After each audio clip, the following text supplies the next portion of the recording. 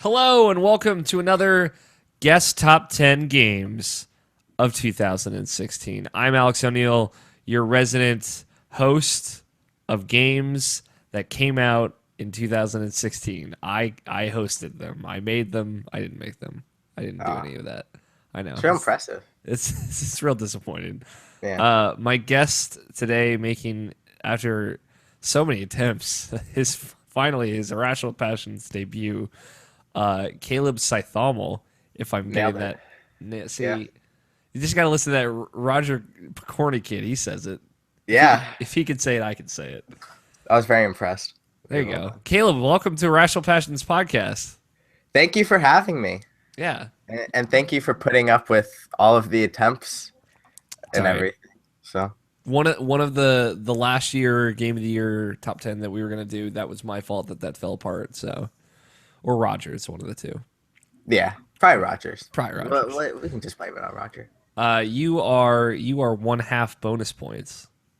That is very true. The hit podcast from the internet. Yeah, very popular. Blew up in 2016. You know, we're trying to go even bigger in 2017. Go big or go home. You know, that's what the kids say. Yeah, absolutely. For people who don't know, give me the primer on bonus points. So a lot of people do these podcasts, these video game shows. It's one of those, but I mean, instead of your normal average Joe hosts, you have two kids from across the United States talking about rap, superheroes, games. It started as a game show, but now we probably only talk about games for half of it, if that. Yeah, for a So hot like 6 minutes. yeah. You guys also like do stupid long podcasts now. I think I've poisoned the well. Yeah. Everyone I know just they're 2 hours plus minimum. Let's go. Yeah, we've been getting a bit shorter, but yeah, it's usually ridiculous. Yeah, I appreciate it. Are you wearing a Daxter shirt also? I am. I'm very happy that you got that. I'm a huge Jack and Daxter fan. There you go. Yeah, I played a bit of Ratchet and Clank here and there. I enjoyed it, but it was nothing compared to Jack and Daxter. I don't even know why I played Jack and Daxter. I think it was just like what my parents got me. Yeah, So, a classic, a PS2 classic, one might say. absolutely. Caleb, you also write on the internet, calebtalks.com. It's a website. The occasional piece. The occasional piece. Usually, I'm just excited because I'm usually the person who gets to read them first. Yeah, you're probably half the people on the internet that read them. Okay. You and Roger recently has gone and he'll message me saying, "Good premise." I retweeted it, didn't read it. I'm sure it was great. I'm sure it was great. I'm sure. So yeah, but yeah, I really appreciate all the help, and this coming year, I hope to publish more. I guess. Yeah, you've been writing more recently, so Yeah. I guess we're only 3 days into this. I could hit a piece every week. I mean, could. that's a lofty goal. There's potential. Yeah. Just don't destroy yourself like me. So that's my only lesson. But let's talk about video games. Let's get into it. Absolutely. Let's kick it off. Honorable mentions. 2016. What didn't make the cut?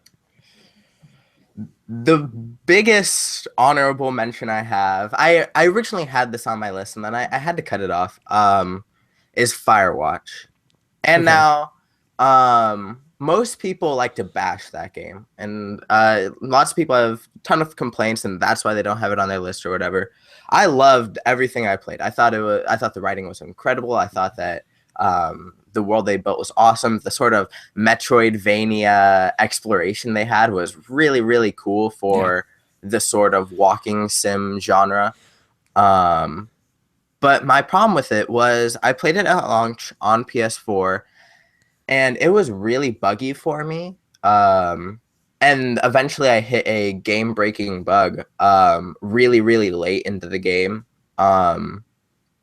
And I never finished it. So I felt that as only a like 3 or 4 hour experience, not beating it would kind of I couldn't put it on my list. So Yeah.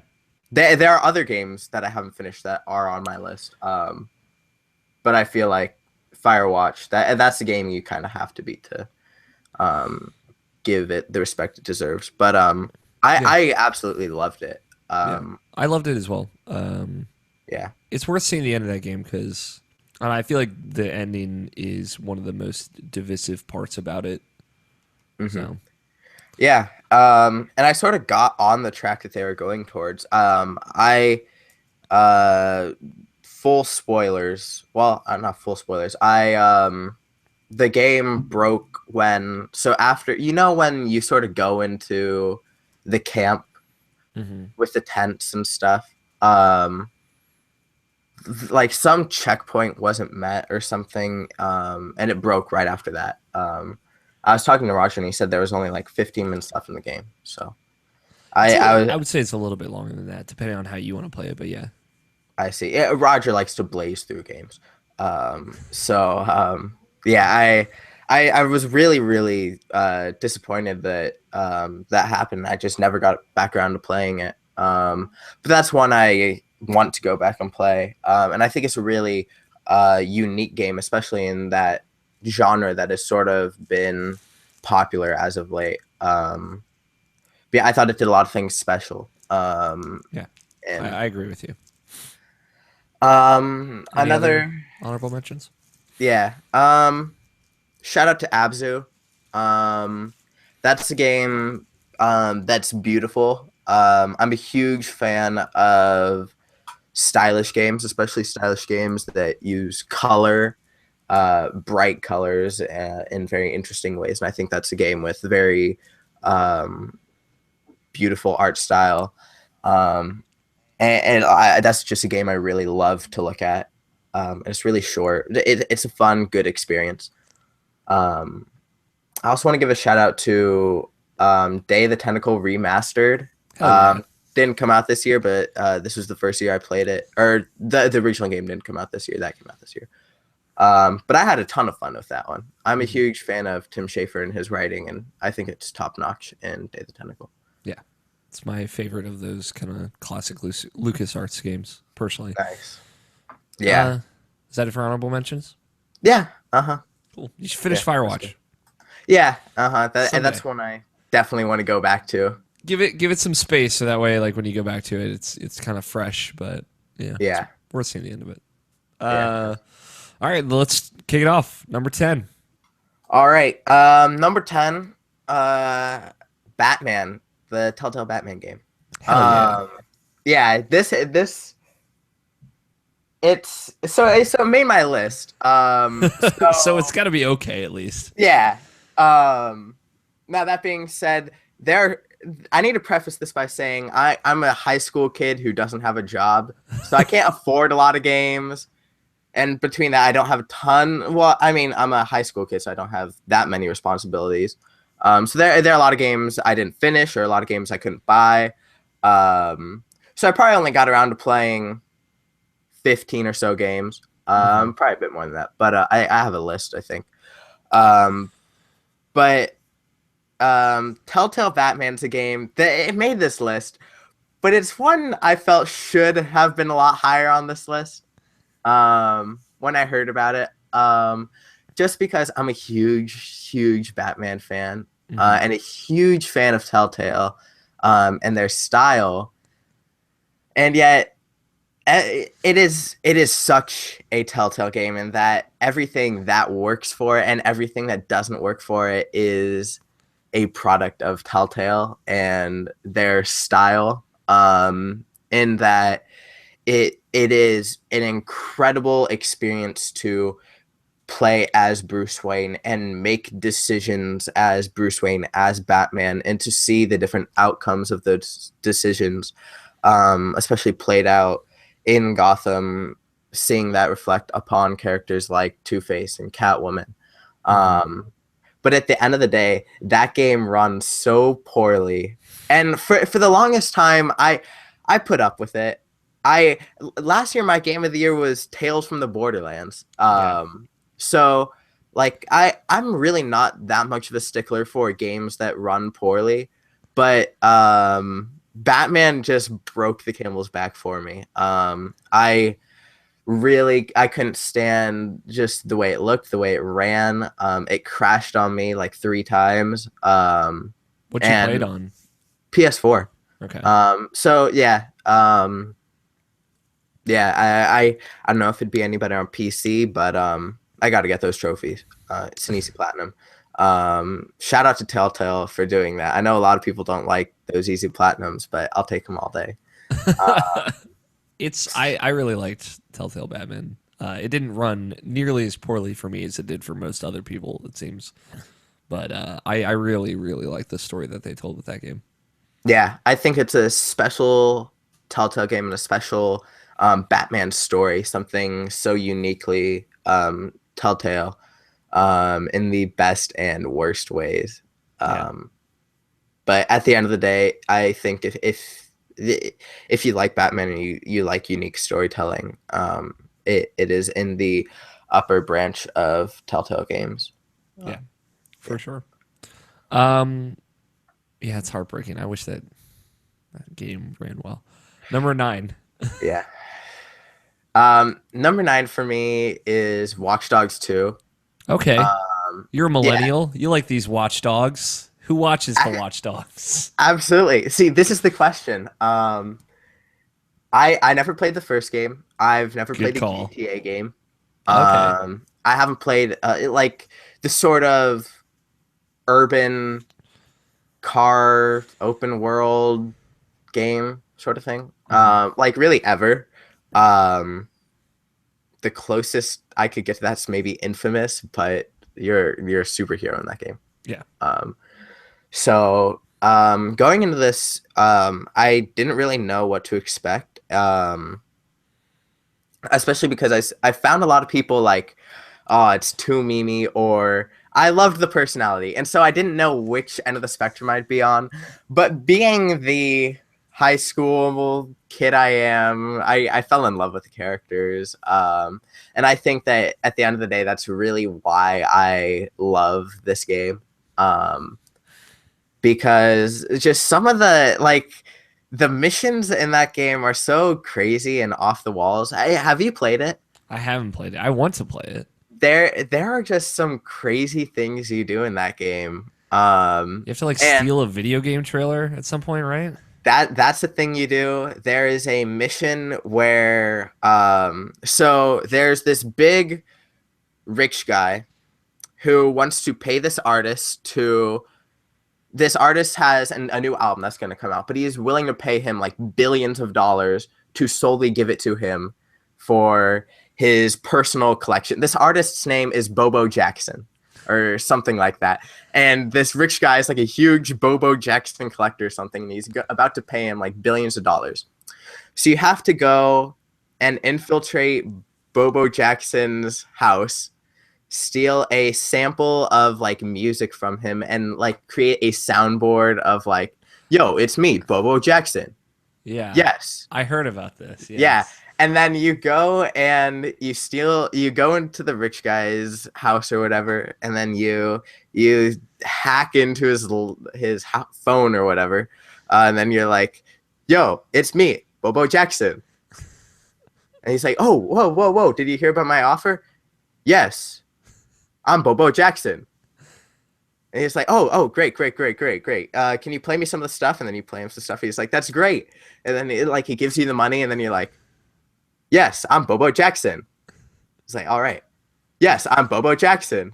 And then eventually he figures out what's going on. It's just like it's awesome. There's another part where you watch a movie trailer like with all of your other gang buddies at your hacker hideout. Hmm. Um, and it is like a Michael Bay hacker movie. And two of the guys are just like absolutely in love with it. They're like, "Oh yeah, I love the Michael Bay stuff," and everybody else is like, "No, this is awful. They're making us hackers look dumb." And so eventually you go to the studio. And it's about this car that can speak to you or whatever. It's like a car with like a really advanced Siri integrated. So you It's go. Kit from Knight Rider.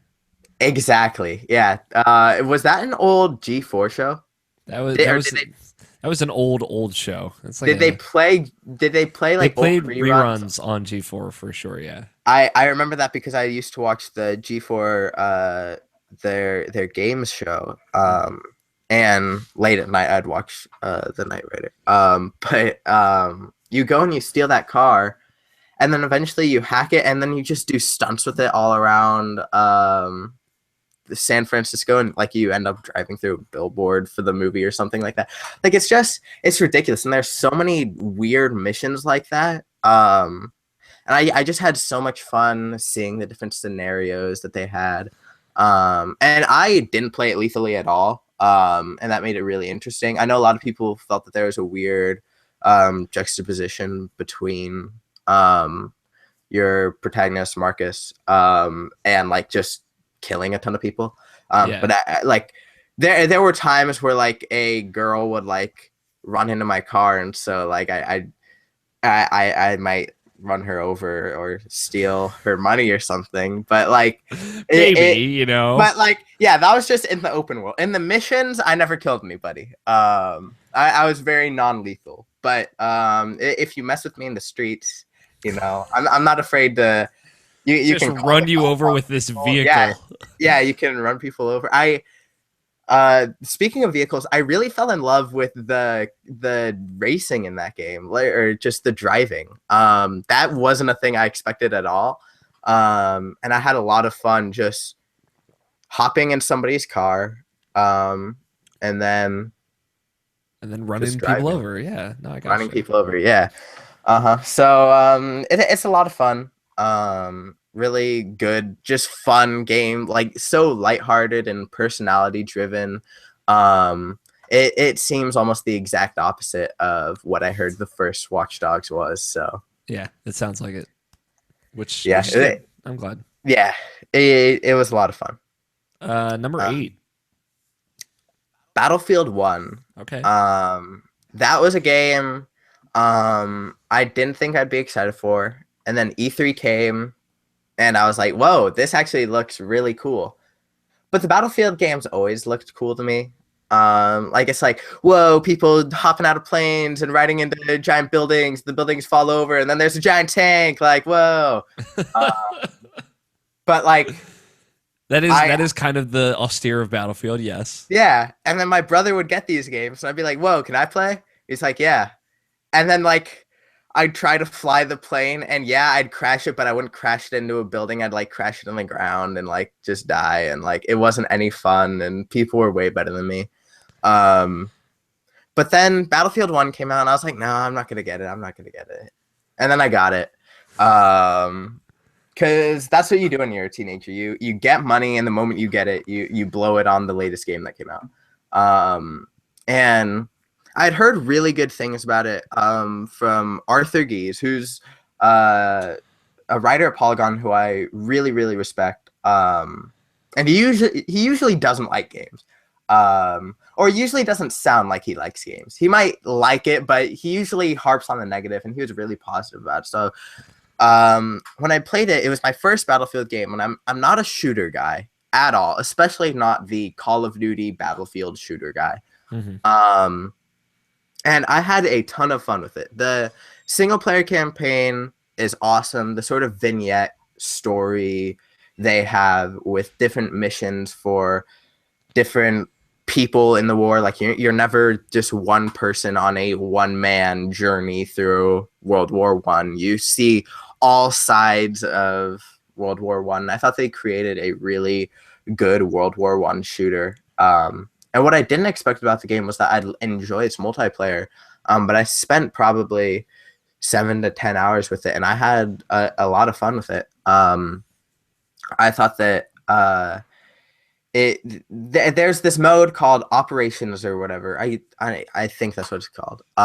Where you sort of go through waves of secure this gigantic map, and you have to secure this wave, and then secure the next, or like this section of the map, then secure the next one. and you go in sort of like a momentum, like snowball, all the way through this map, and the matches can take up to an hour and a half for that specific game mode. For the other game modes, it's really quick. Mhm. But that one, I just had a lot of fun just sitting down and playing it. And I wasn't bad, which I think is a testament to that game, because most first person shooters, like I might be fine with the campaign, but the moment I go online, I just get shut down and it's no fun, and I quit within the first 30 minutes. So I think it's really special for a game to be able to hold my attention like that with multiplayer. Did you have a crew at all that you ran with that game? No, famously, well, not famously, I guess. I give my friends a lot of crap for this, but they all play on Xbox and PC and stuff. So I got on PlayStation, and Roger wouldn't pay for PlayStation Plus if his life depended on it. So, um, Sounds like him. yeah. So, but yeah, I had a lot of fun playing that game. I wish I had people to play that game with, but yeah, it was a lot of fun. I thought the setting was really unique in the sort of shooter space this year. It's bright, it's colorful, but it's also really dark and sad sometimes. But at the end of the day, it's a really fun game. Okay. It's interesting. Most people highlighted Battlefield 1 for the campaign. It's good to hear like just the multiplayer being like really satisfying as well. Yeah, absolutely. Number 7. Ratchet and Clank. Hell yeah. Yeah, that's a really good game. That's a video Especially game, all right. yeah, amen. Especially at $40. Mhm. I've been talking about the expense that is video games, and at $40, that's a good game right there. Good price point. Good bang for your Um, buck. yeah, absolutely. Man, I didn't know what this game was for a while. Like, I wasn't sure if it was a remake, if it was like a game based off the movie, and then eventually I was like, oh, it's kind of like the first game, but it's a bit different. It's Ratchet Somewhere and Clank, yeah, somewhere between remake and reboot. yeah. But at the end of the day, it's like a definitive Ratchet and Clank. Hmm. Um, but also very ground level. But I had a ton of just fun with that game's writing, that game's characters, how pretty that game is. Um, like that is just a gorgeous, bright, poppy, fun 3D platformer. Um, and I think it leaves a lot of things open for what they could do next with that franchise. Um, I'm very interested to see if they're gonna make a Ratchet and Clank 2 and what that would be. But I thought that the gunplay was great and as refined as ever. Hmm. I thought that the worlds that the levels that they had were very well designed, and that the mission structure they had and the sort of side missions they had were a lot of fun. Um, and yeah, at the end of the day, that's just a really good game. Just lots of fun. Um, not too, you don't have to be super focused. You can just sit back and have a ton of fun with those characters. Yeah. What was your history with Ratchet and Clank? Which games had you played? I had played the first one on the PlayStation 3, A Crack in Time, and then on the PlayStation 2, That was the last one, or that was the third one on PS3, actually. then yeah, that. Uh, and then on PS2, I played Deadlocked. So my dad came home. I'll never forget this. He came home with a stash, three Ratchet and Clank games, the greatest with the greatest hits logo, and he got them at like Fry's or Safeway or some like not video game store. And I forget the other ones I played. I know it was Deadlocked. What are the other PS2 Ratchet and Clank games? So Deadlocked is the fourth one. There's Ratchet and That's Clank. the weird one. Yeah. Yeah, because it's just called Ratchet Deadlocked, and Clank isn't. Okay. Yeah, Okay. Clank isn't in your party, I guess, for that game. Ratchet and Clank, Going Commando, Up Your Arsenal, then Deadlocked. Those are the first Okay. four games. Okay. Yeah, I had Up Your Arsenal and Going Commando, and then I also played Size Matters on the PlayStation Portable. Yeah, I couldn't beat that game because as a kid I was just bad at video games. that also Uh, was re-released at some point on PS2 after like halfway through the PS3 life cycle, which is super weird. huh. Yeah. All right. But yeah, I had a lot of fun with Ratchet and Clank, and I want to see them do that with more franchises. Like Mhm. I want to get that for Jack and Daxter or Sly Cooper. Yeah. I think that'd be a ton of fun. Yeah. Um, and I'm excited to see what they're gonna do with like Crash Bandicoot, and the other sort of remakes they have going on. And I know those are strictly remakes, but I thought they found a nice middle ground with Ratchet and Clank. Yeah. It leaves room for more games to come in the Hmm. future. So, Yeah. um, number six. Is that what we're on? Six. Six is right. Yeah. So speaking of six, Okay. Civilization 6 Okay. is my sixth best game of the year Did you do that on this year. purpose, or did that just kind of? No, I heard you say number six, and I was like, oh, look, Civ 6. I'm a huge Civilization fan. I rarely play PC games. But Civilization, that's one that my dad played. And for some reason, he showed it to me as a young kid, even though it's like a hardcore strategy game. It's not hardcore, just a strategy game. And I got really into it. And so this year, I was super duper excited for Civ 6 because that's a game I can buy and play for hours and hours and hours and hours. And that's exactly what I did this year. They changed a lot of things. But at the end of the day, it's still Civilization. It's still that one more turn, gameplay loop. But the art style is way different. I still don't know how I feel about that, and it's weird because it's everything I should like in an art style. It's more Pixar-esque. It's brighter. It's poppier. Less realistic. But it's weird to me every time I see it because it feels like, wait, that's not Civilization.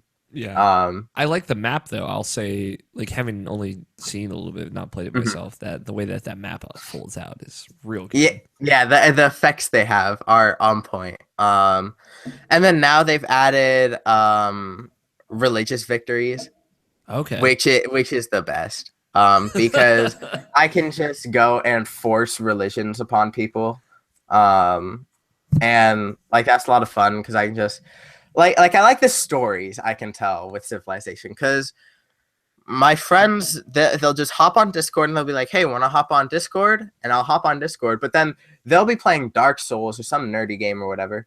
And I can just play Civilization and tell them what I'm doing. And so there's just the stories that happen are the best, and I love just trying to go for a religious victory, even though it's really hard sometimes. Um, the first time I played that game, I spent like 30 hours and lost, which is never really fun because it's like I spent 30 hours and I don't know what happened with that time. That's often the problem with Civilization. It's like I can drop 60 hours in that game and not really get anything out of it. Like at the time it's really really fun, but then removed from it it's like what did I do besides play Civilization?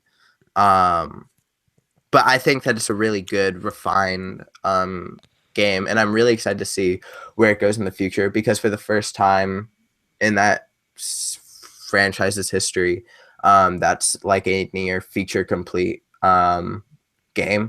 at launch. Before, like they always left a few things out when they launched and then add them in expansions. So Hmm. like they'd leave religion out and then add that later. Yeah. Leave certain things out and then add them later.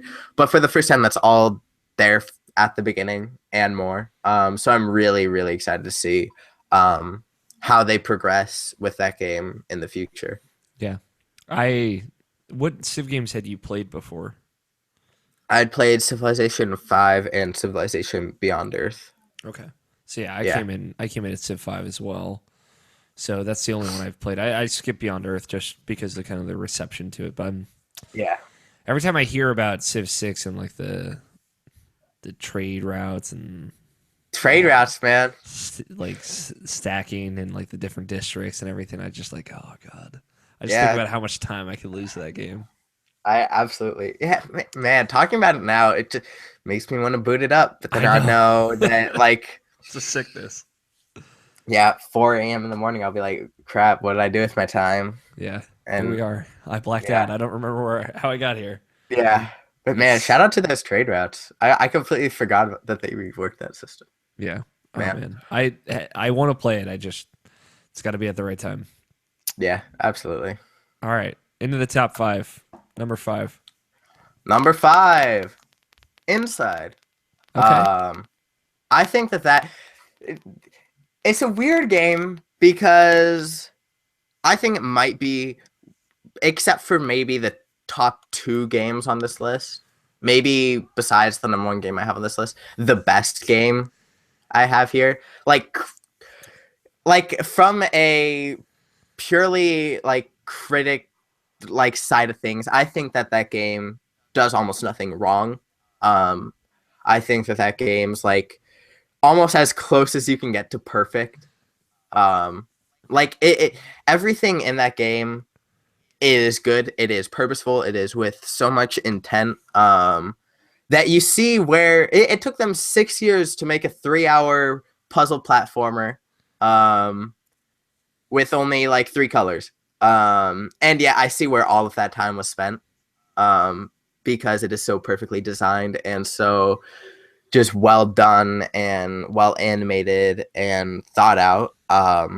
And yeah, it's a game I shouldn't like because it's a puzzle platformer, and I've never really been a puzzle platformer kind of guy. I really like color too. Like I joke about it, but that like that's a driving force in the games I play.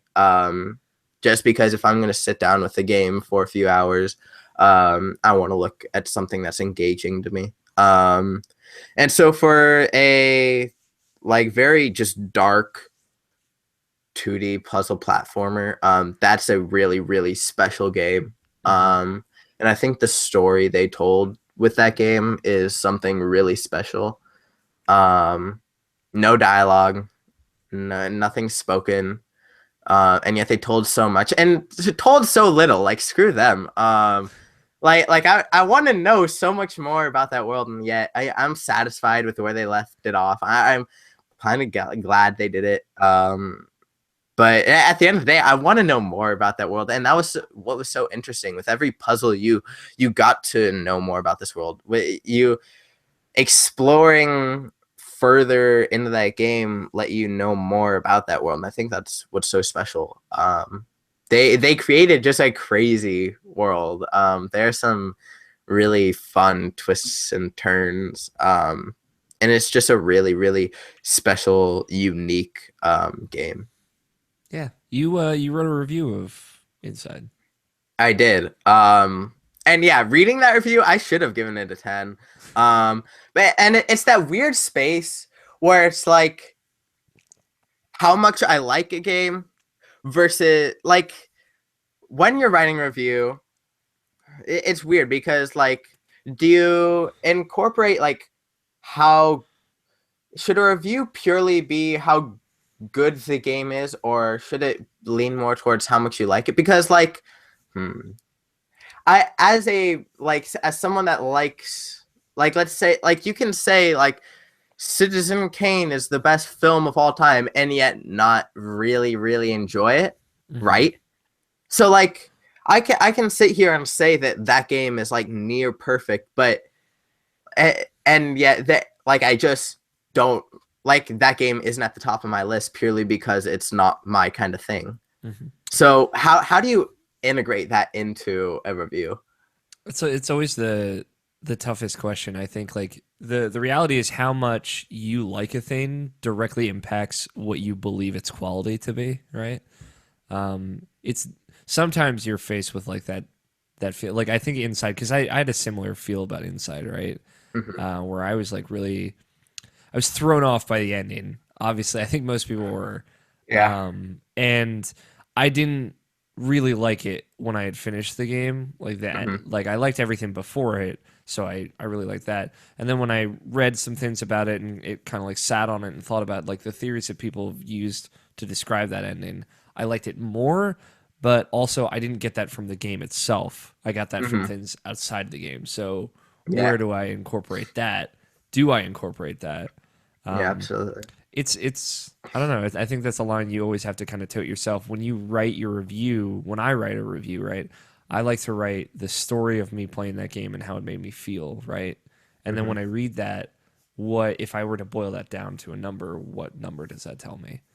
Um, and that could maybe you like when you're writing the review, you realized that you don't like it as much as you thought you did. Hmm. Um, so like I think that's like the writing it out and then getting the score is also part of that process. Hmm. But yeah, I don't know, your review is really good though, and I mean, I don't say that just because I helped edit it. I liked it quite a bit. I think you walked the line well, so people should read that. Hmm. Yeah. That's a review that I'm proud of this year. Um, I think it's in of the handful of reviews I've written, I think that's towards the top. Um, but yeah, that is a very, very just well executed game. Hmm. Like it's probably 3 or 4 hours. And then I went back and got all the I got the secret ending by finding all the I don't even remember what you're finding. They're like little pods that you have to open up. Yeah, yeah, that's right. Um, and that secret ending is weird. Yeah, it's And also really good. yeah, yeah, it is good. I want them to make a game where they just tell you what the ending is. Like imagine if they were like imagine if they told a story and instead of it being like thematic like oh it's all about control or what it means to live in like what if they just told a story? Like enough of these themes like just give me a story. Like I love these guys. Like they're really good at what they do and I think they the stories they tell are so uniquely them. Nobody else tells stories like that in video games. Hmm. But man, what if they just told us like just a clear cut like story with the same interesting um twists and turns that they have in their actual games? Yeah, they probably wouldn't just because they wouldn't Oh be as yeah, good no. at that. Oh And no. then Yeah. you'd be disappointed and everybody'd be Oh yeah. upset. Yeah, absolutely. Just man. And what's gonna come next? If that was the Super Mario World, like, do we get a Super Mario 64 next? Like, 3D game, fully 3D. That'd be too yeah, much. it would be. And yeah, I think they're good at what they do. I Yeah, think they're probably the best at what they do. So, yeah. Number four. number four. Doom. Doom. Doom is a video game. That man, what a video game. What a that's a really special just that's an experience. And it's weird cuz I never played a Doom game before that. But like I don't know what I expected going into it. Um like I had heard people be like, "Yeah, dude, it's like real hardcore and like metal and stuff, and like they play lots of guitars and like you shoot stuff and like it really explodes. Like it doesn't just explode, like it really explodes, and it happens a lot." But then like I didn't know what to expect going into it. Like you hear that and it's like, okay, there's probably going to be like a pretty solid soundtrack. It might kind of be like a Mortal Kombat first person shooter, but it's not always going to be like that. And then you go and you play it, and it's like, it's always like that. Like you're just running around super fast with a shotgun. Like I only use the shotgun. The double barrel Um, shotgun, oh yeah, yeah, the super shotgun. Oh yeah, the greatest gun ever created in video games. hands down. I was just about to say that. Like there is no finer weapon in video games. And like I could sit here and talk all day about how fast that game is and how that game builds such an incredible just atmosphere and feeling and how smart and self-aware that game is. Hmm. But yeah, it made me realize like you don't know how crazy that game is until you play it, or and you might be able to get that from watching it. But like, it is just such a just crazy video. Like, I can't believe that game exists. Yeah. Like, I know they nailed it with Wolfenstein, but that seems different to me. Like, to go and nail a Doom game the way that they did it is a special thing. Um, it it is so just it's fast. It feels like all it feels better than any shooter I almost ever played. Um, and it's a Doom game. Like, you don't aim down sights. Like, you just run around real fast and shoot things, and sometimes they glow, and then when they glow, you punch them Yeah. and like you rip them apart. You punch them Um, and then they explode. yeah, like a lot.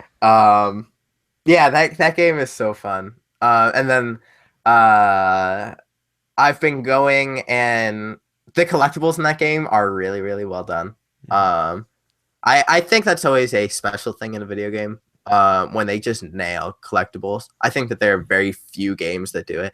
Like, I don't even think Naughty Dog's that great at it. I think they're pretty good at it. I mean, they've done it for a long time. But I think that they really nailed it in Doom. Yeah. And so I've been going through and just trying to 100% that game, and get the platinum, because it's actually a relatively easy platinum. But yeah, that's a really special game. Like, it's so unique. Like, there are lots of first person shooters that came out this year. There's a lot of good ones too. Yeah, like, there weren't that many bad, like, sure, Homefront the Revolution. Yep. And man, that I was so hyped for that game. Like, I was like, whoa, you get to ride around on a like motorbike or whatever, and it's kind of like Far Cry, but Red Dawn. And I was like, whoa, this game is gonna be awesome. And then it wasn't. I was really sad. Yep. But at least it's cheap now. But I'd rather have a cheap good game or an expensive good game. But yeah, it's just there are a lot of shooters that came out this year, and a lot of them were good. But at the end of the day, only a few of them are gonna stand out, if any of them. And Doom is just so unique that I think you can create a good first-person shooter. I don't think that's it's obviously a super hard thing to do, but I don't think relatively a hard thing to do. I think that there are lots of good, great, even first-person shooters, but only a few of them that really stand out. And I think that it's really special what those guys did at id Software to create a first-person shooter that good and that self-aware, so unique, that stands out the way that Doom does. So shout out to them. Any other year, that'd probably be my game of the year. But this is 2016, and what a year for video games it was. Yeah. Doom is cool. I didn't really have a lot of Doom baggage going into Doom either, so for Yeah, me it was just all wonderful. absolutely. Man, that shotgun. God damn. Yeah, for real though. Like, can we just appreciate it? Like, the other weapons, like, I they feel good, I but used like, all the guns in that game, but I always kept coming back to that shotgun. yeah, but it's like they feel good, but like they don't feel like that shotgun. Oh, Like, oh man, like that's just a really just special feeling, special game, it's just special game. super shotgun. Number 3. Number 3, Stardew Valley. Nice. Yeah. That's a very Caleb Cajthauml game. Okay. Like, it's just so right up my alley. I like Animal Crossing a lot. And I have a short history with Harvest Moon. I went to my local retro game place in Phoenix, if that's a thing. And got the Game Boy, like original Game Boy version of Harvest Moon, and played that for a long time. But Animal Crossing is one of my favorite games ever, and I think New Leaf. And I think that everything they do is really special. And Stardew Valley, I mean, it's that and so much more. It's just a really special farming game, but I think it's so much more than that. The sort of what's the village called? They have a name outside of Stardew Valley, right? Yeah, it's got like a star drop or some weird name. Yeah, I don't even remember. But that Stardew that Valley is the name of the area, yeah, and there's a village within it. Pinewood, Pine. I'll I fi- don't I'll even I'll, know. I'll find it out. Don't you worry. Continue talking. But that village that they have is just so special, and the characters they have in that game, though very simple, very flat, very just I want to be with those characters all the time. Um, and they're all it's just a very nice open community. Like sure, there are a few people that they don't like you, but then you can give them jars of mayonnaise and then they will like you, and that's real special. Because if you tried to do that in real life, like if you walked up to a person and they were like, "Hey, I don't want to talk to you," like I just want to do my own thing, and then you tried to walk up to them with a jar of mayonnaise, and we're like, "Hey, do you like me now?"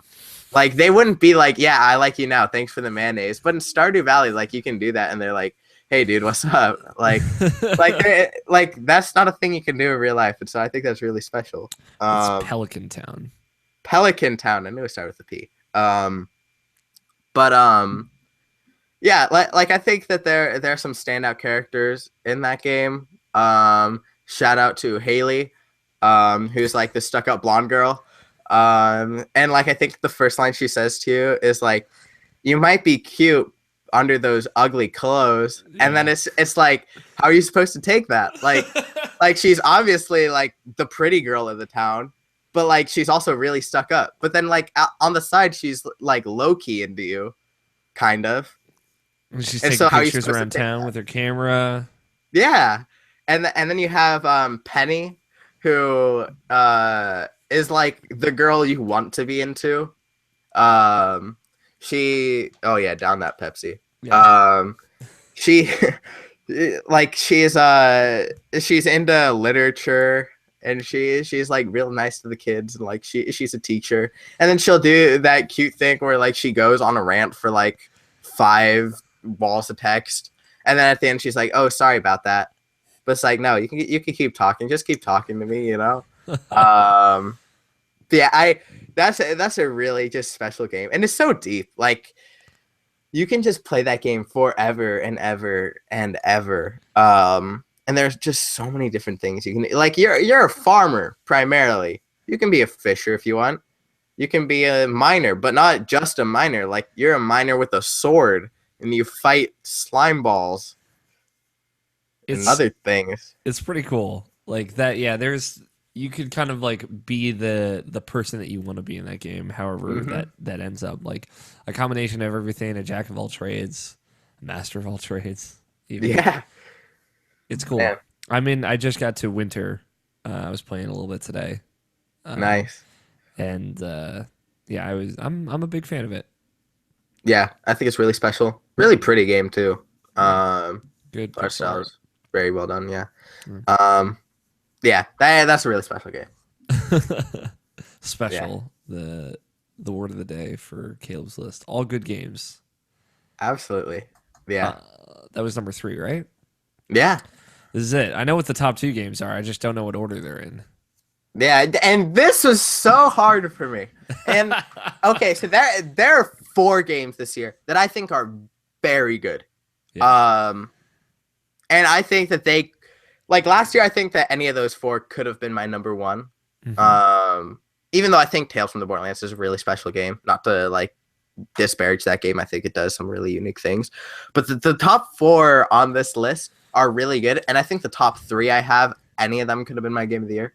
Okay. Um, and I do. could see that. But yeah, number 2, I still don't like saying it. Cause it hurts. Like it hurts so bad that I can look over at Roger and he could say this is his game of the year, even though I like it more than him. I know I like it more than him, but I have to say number 2 is Uncharted 4, and that's Okay. because my number 1 is. I'll talk about it later. But Uncharted 4, Man, that's a really That's a video game. yeah, yeah, But it's also that is more than just a video game, I would say. absolutely. Um, that is such just a wonderful, phenomenal ending to everything Uncharted is. Um, I think, especially the way that they have a sort of two-tone video game, um, with the first and second acts of that game, Hmm. where the first act is like, "Holy cow, what's happening now? What's happening now? Oh, whoa!" Suddenly you're on a boat, like exploring like these crazy islands, and it's like Assassin's Creed 4, but like Naughty Dog style, and it's like, oh, I really didn't like Assassin's Creed 4, but I like this. Yeah. Um, and And then like suddenly after that, like you're just trekking through the forest with Elena, and it's it's like, Uncharted 1 again. You're like, yeah, I really like this. yeah, you're like, they got everything I like. And man, like they just nailed it. Like first and foremost, that's a pretty game, Yeah. and um, like that's a really pretty game. Like it's kind of crazy how pretty it is. Like you play these other like game like Watch Dogs 2. Like that's a really good game. But it's just after playing Uncharted 4, like that's not a pretty game. And Yeah. you That's know not like like an incredible game looking game. no, yeah. And like I know people a lot of people like to go with the whole like graphics don't matter in games. Like I don't really care how a game is as long as it's good. Well, I'm a huge fan of graphics, I'll be honest. Like if the game's pretty, like I'll like a game more if it's pretty because I want to look at it more. Hmm. And so I think that's really special about Uncharted 4. But man, the story they told is very good. Um so pulpy. Um so just very very well done. And I was afraid after The Last of Us, which I love to death. That game is incredible, my favorite game ever. But it's not Uncharted at all. And like everybody else, after seeing those first few trailers, it was like, oh crap, like what are they doing? But you can't say like it's hard for me to be worried about a Naughty Dog game anymore, just because every time we're like, oh, hey, watch out, guys! Like, what are they doing? Like, Naughty Dog, are you guys getting over? Like, are you guys all right? But we say that every time, like, oh, they delayed their game again. But then we all know it's gonna be amazing at the end, Yeah. and like it always is. So and the gameplay, like, can we talk about that grappling hook? Like, just swinging around on that thing. I remember playing the beta, for the multiplayer, and in the beginning, like, the grappling hook was really like overpowered because I found like this post, and I just hung on with the grappling hook and just killed people like from the grappling hook. Like, I never got off the grappling hook. Um, that grappling hook's real special, Yeah. real special. That's special. All right. Yeah. Um, and all the characters are just very well done. I know people don't like Rafe. They don't like Nadine. I love them. Sam. I love them all. Nadine is such just a straight baller. Just so cool. Like at the end when she's like, "Yo guys, I got a boat full of gold. You guys can go fight over your own thing. I've seen guys fight over stuff before. You know, keep doing that. I'm out. You guys can go burn this thing down and I'm lose good. everything." We good. I'm out. Yeah. I like that a lot too. Yeah, and then Rafe with it, like say what you want about the sword fighting. I thought it was sweet. I love that final fight. Yeah, because he's like the stuck up, like pretentious, like not really pretentious, but just the stuck up rich dude. And The you anti know, Drake. yeah, like you know that on the set, like all of those guys, like if we had the movie, like when we'll get the shot where like we pan over to his house and then like he goes to talk to his butler and he takes off the fencing mask. So like you know that he's the rich guy, so of course he's gonna be into sword fighting. Yeah. So I thought I loved that last fight. But I thought that everything they did with the other characters, Sully and Elena, I thought it was all very well done. And that epilogue, like that epilogue, Yeah. like I've said it a lot, special. Like that more than anything this year, that epilogue is special. Um that's probably the best video game moment. Like if there are 15, it's not even 15 minutes. If there are 10 minutes of just pure video game that I this year, that is the best pure 10 minutes. Like just personally to me.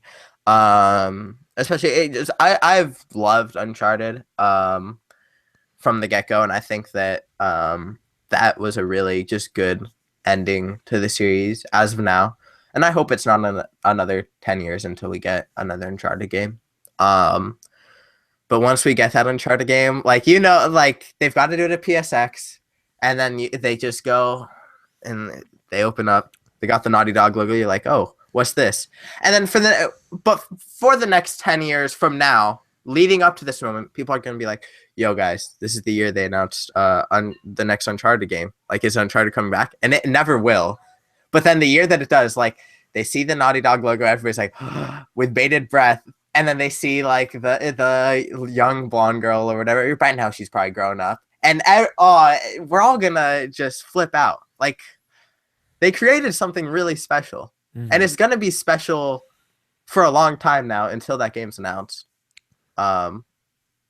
Yeah, I think that props to Naughty Dog for everything they did there. And screw Rod Former for picking it over. Roger McCorney is somewhere. My goodness. Yeah, man. Heartbroken. Yeah. He's crying one tear because you're hurting his feelings so bad, Caleb. He hurts my feelings enough. He anything I say to him just goes through one ear and out the other. Because he's a cool hip hop boy. Yeah, fair enough. Yeah. My number one though. Number one, yeah. Is Overwatch. And at the end of the day, it's probably tied with Uncharted 4, but I had to give it number one simply because it's a game that shouldn't be my number one. And I think it, like, Uncharted 4 is the safe number one. That's the game, like, up my alley. Like, I love Naughty Dog, so I should love Uncharted 4, and I did. But I shouldn't love a team first-person shooter hero-based, like, PC game. Like, that's not a thing that I should love as much as I did. But I did. And it is just so just very, very well executed. Yeah. It's just it's similar to Inside Near Perfect, except for the progression system, which people complain about a lot. But I mean, I'll get those skins all day. Except I never will, because they won't give me the skins I want. They just give me the same stinking Zarya skin, but I don't even play Zarya. Just means you're not good enough. Exactly. God, exactly that Zarya game up. I know. But no, I exclusively play Mercy. Wow. Yeah. Exclusively. Yeah, like you can check my game time. And it's like 90% Mercy. And then like the next hero, it's like Bastion or Widowmaker. It's one of the two. They flip-flop every once in a while. And that's just because I like to make my friends mad. But that game, like, it created a lot of fun. Like, that's the game I do play with my friends. That's why I got it on PC. And also so I could play with Roger, because he won't buy PlayStation Plus if his life depended on it. Yeah. And you don't have to pay for Xbox Live or anything like that if you play on PC. So, I mean, that's kind of cool. But it's so just fine-tuned. And, like, there's so many small details here and there. Like, when the heroes are walking together and, like, Farah and Anna talk together, and it's like, oh, that's fun. Like, the characters know each other. And but it's also that weird Luno narrative dissonance or whatever. Where, like, it's really cool. Like, you've got Tracer and, like, Winston and all these fun, happy characters. But then, like, you go on the battlefield and they're just, like, shooting each other. And it's, like, really, really awkward when, like, Farah just blasts Tracer with a rocket and, like, she flies across the map. Like, and it like just ragdolls out, and it's like that's always weird to me. Um, It's and that yeah, video game part of it. yeah, absolutely. And yet it's just so fun. Um, like it's a blast to play. Um, and at the end of the day, that's what I want out of video games. Even if that comes from a single player, very linear game, or if that comes from a hero based team shooter, then so be it. I had no idea that that would be at the top of my list this year. And that's why it is at the top of my list. So kudos to Blizzard, kudos to Naughty Dog, kudos to all the other incredible developers. Like this year was so good for games, and there are so many games I didn't play, like Dishonored and I it's just such a good year for games. The Witness, Final Fantasy 15. yeah, absolutely. Like you've got these like cute boys with their anime hair and like Yeah, riding in you a would relate to car. that. Come on. Yeah, absolutely. Um, so yeah, it's just such a great year. And I think that this year we had a lot of really unique video games. And that's cool. That's really cool. Last Guardian, also. Just throwing that out there. Yeah, that's what I want to play. That's a Caleb Cajthauml joint, I think. Good. Yeah, I'm sure it would be. That's a good list. It's a hard. This is a hard divide. I'm making my list as well. I kind of have like top three that it's kind of hard for me to decide which one will kind of be Yeah. the number one for me. But we'll see. We'll see how it pans out. Yeah. Yeah. It's a good game. It's a good year for games. I'm with you. Yeah. Yeah, absolutely. Yeah, that top four, Overwatch, Uncharted 4, Stardew Valley, and Doom. Like all of those games are top notch. And I'm in that cool space where I haven't played enough video games and video games long enough to have like a really concrete like these are my favorite games of all time, and where I can play an entire year worth of video games and not have a new favorite game of all time. Like I'm not in that space yet. So like every year I play games, I get some like a few new favorite games. And so I thought that this year was a really special year for that. Um, yeah, just a really just great overall year for games. Yeah. So let's look ahead. 2017. What are you looking forward to the most? Man, Zelda. That game, that Breath of the Wild, your least favorite Zelda name ever? Breath of the Wild. like Oh yeah. it's grown on me. Okay. Um, Okay, your I'll take that. your sort of explanation for it, is the saving grace for that name. Um, I like think it's it like makes a lot of sense.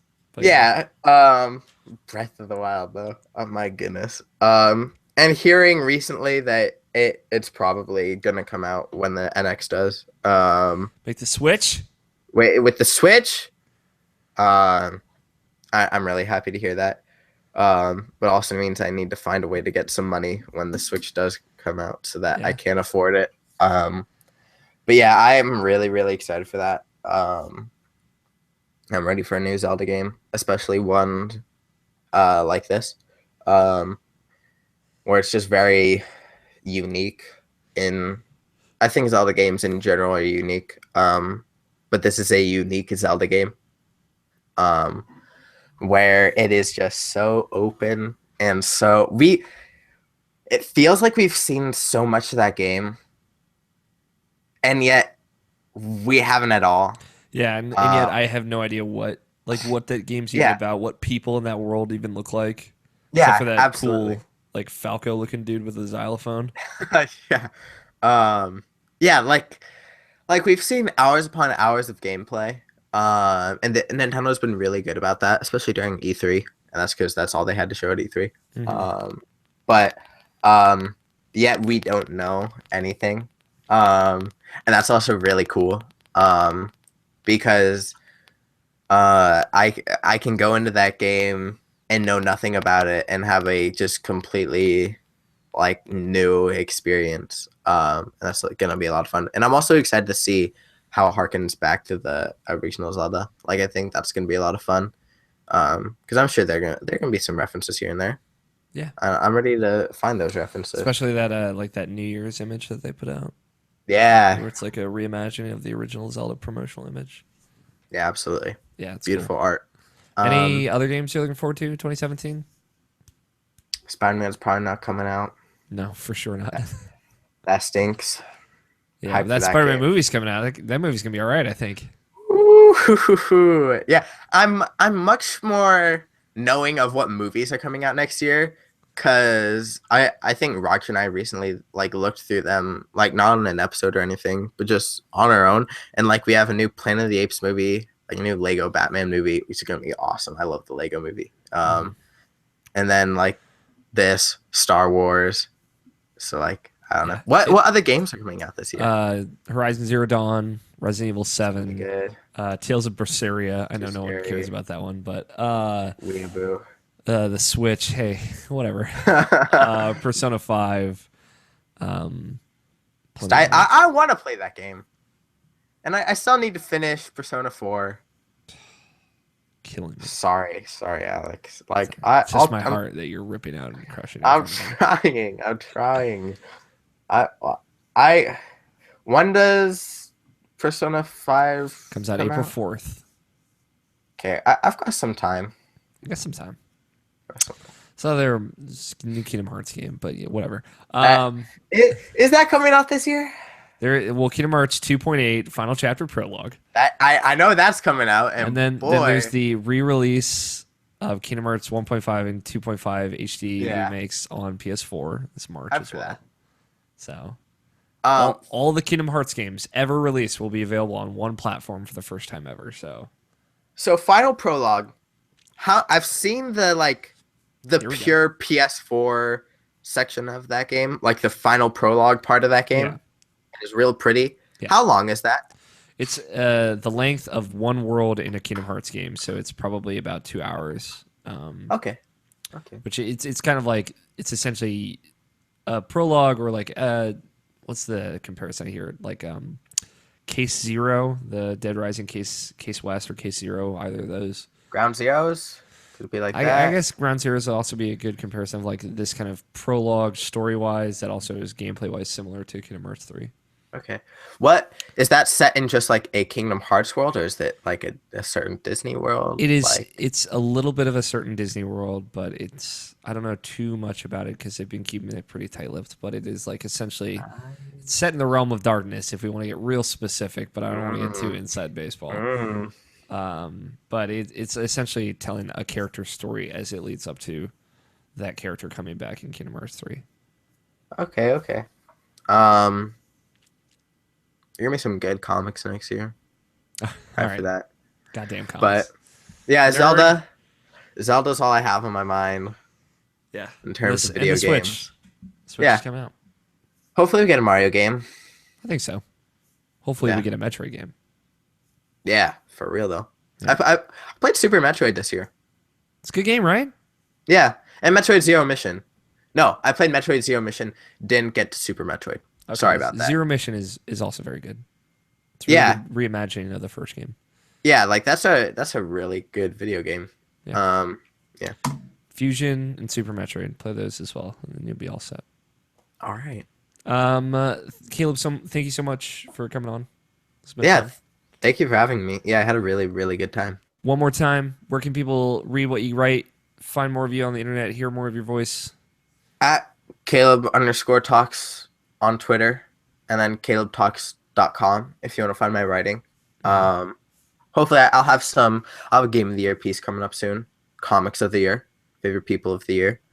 I want to have those done by the end of winter break. So Cool. I look forward to that.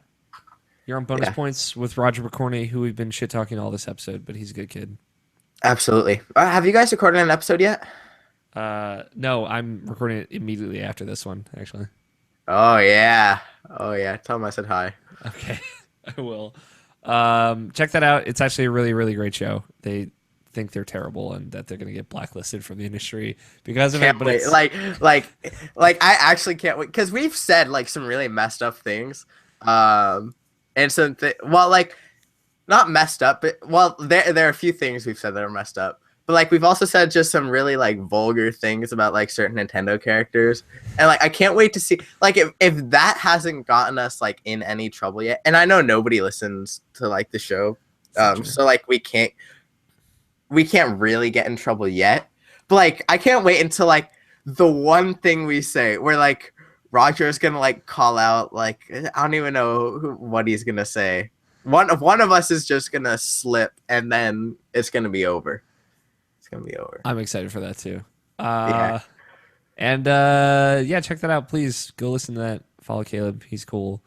And if you like this, then stay tuned. YouTube.com/Irrational Passions and the Irrational Passions RSS feed because there's more of these guest top 10s where this came from. I've got a ton of awesome guests and more and more and more coming out. You can watch or listen to any of the episodes.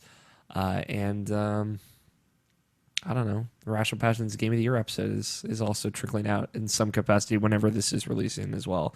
So check those out. Keep watching. If you like this, check out some of these guest websites as well, like Caleb Talks and all the like, because they are awesome guests. And that's all I've got. So as always, it's been my pleasure to serve you.